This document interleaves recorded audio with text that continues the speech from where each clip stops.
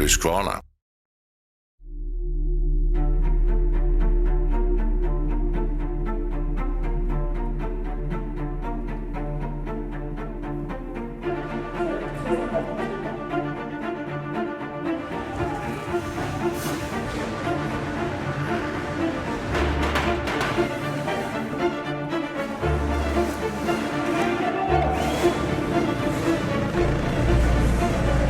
I feel good. I got to do some good practice at home this past week, so that felt nice, and I like the track, and I think it'll be a good race.